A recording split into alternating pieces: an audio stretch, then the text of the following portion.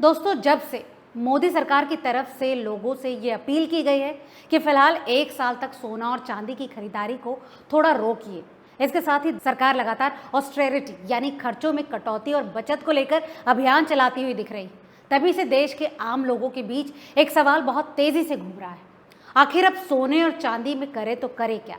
क्या अब तेजी खत्म होने वाली या फिर आने वाले समय में सोना और चांदी और महंगे होने वाले? क्योंकि पिछले कुछ महीनों में जिस तरह सोने और चांदी ने रिकॉर्ड तोड़ तेजी दिखाई, उसने हर छोटे बड़े निवेशक को सोचने पर मजबूर कर दिया है। तो आज की इस खास रिपोर्ट में समझेंगे कि आखिर गोल्ड और सिल्वर की कीमतों में इतनी बड़ी हलचल क्यों दिख रही है, दुनिया के बड़े बड़े ग्लोबल ब्रोकरेज हाउस क्या कह रहे हैं, और क्या सच में आने वाले समय में सोना 2 लाख के स्तर तक पहुंच सकता है। तो चलिए शुरू करते हैं मौजूदा कीमतों से। अगर इस वक्त भारत में सोने की कीमतें देखें तो गोल्ड करीब 1.58 लाख प्रति 10 ग्राम के आसपास ट्रेड कर रहा है। अब क्योंकि दुनिया की ज़्यादातर बड़ी रिपोर्ट्स डॉलर में आती हैं, इसीलिए अगर इसे डॉलर टर्म्स में देखें तो सोना करीब $4500 प्रति आउंस के आसपास बैठता है। वहीं अगर चांदी की बात करें तो सिल्वर लगभग 1.69 लाख प्रति किलो के आसपास पहुंच चुका है, और डॉलर टर्म्स में देखें तो ये करीब $75 प्रति आउंस के आसपास ट्रेड कर रहा है।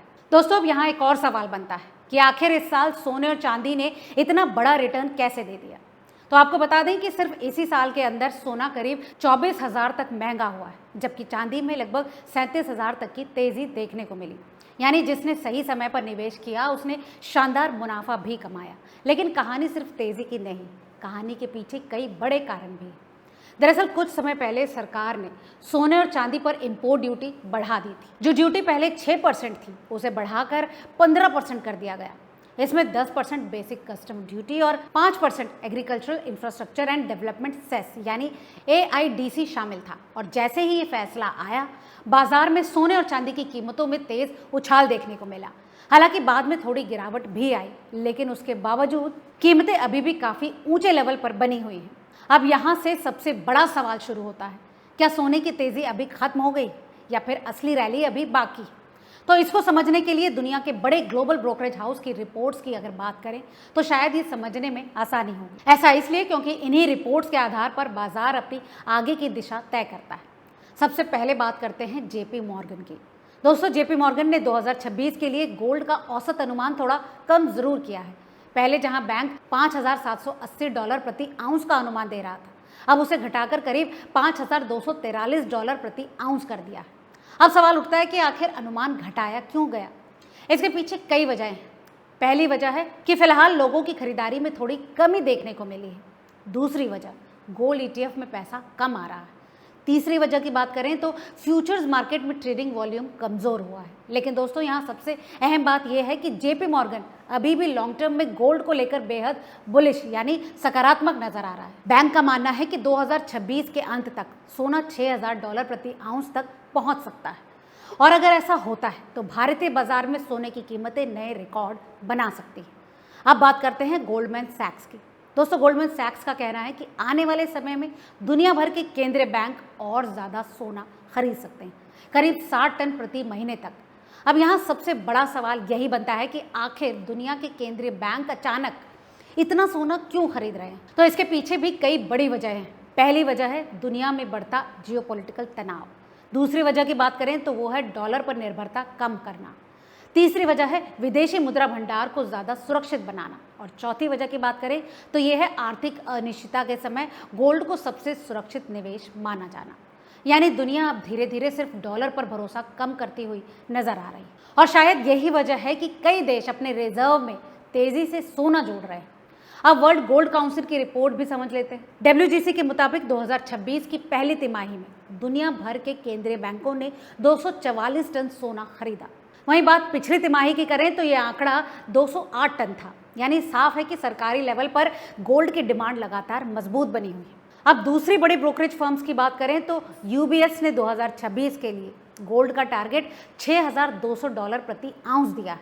डॉयचे बैंक $6,000 का लक्ष्य दे रहा है। तो वहीं वेल्स फार्गो का मानना है कि गोल्ड $6100 प्रति आउंस के पार जा सकता है। उनका मानना है कि 6100 से 6300 तक पहुंच सकता है। मॉर्गन स्टैनली बुल केस में $5700 की बात कर रहा है, और सिटी बैंक का अनुमान है कि निकट अवधि में गोल्ड $5000 तक पहुंच सकता है। अब अगर इन सभी टारगेट्स को भारतीय रुपयों में समझें तो जो सोना आज 1.58 लाख रुपए प्रति 10 ग्राम के आसपास, वही आगे चलकर 2 लाख प्रति 10 ग्राम तक पहुंच सकता है। और अगर ग्लोबल हालात ज़्यादा खराब होते हैं, युद्ध और बढ़ता है या फिर आर्थिक अनिश्चितता और तेज़ होती है, तो ये लेवल भी पार हो सकता है। लेकिन कहानी का दूसरा पहलू भी समझना ज़रूरी है। दोस्तों, इस वक्त सोने पर दबाव भी कम नहीं। दुनिया भर में महंगाई बढ़ रही है, बॉन्ड यील्ड ऊपर जा रही है, डॉलर लगातार मजबूत हो रहा है और ब्याज दरें अभी भी ऊंचे स्तर पर बनी हुई हैं। मिडिल ईस्ट में तनाव लगातार बना हुआ है, तेल की कीमतों में तेज़ी देखने को मिल रही है और यही वजह है कि निवेशकों को डर है कि अमेरिकी फेडरल रिजर्व जल्दी ही ब्याज दरें कम नहीं करेगा। भारत में भी आरबीआई अब हालात पर काफ़ी नज़र बनाए हुए है और ये चर्चा अब तेज़ हो चुकी है कि रेट कट का दौर अब धीमा पड़ सकता है। दोस्तों, अब यहाँ गोल्डमैन सैक्स की चेतावनी भी समझ लीजिए।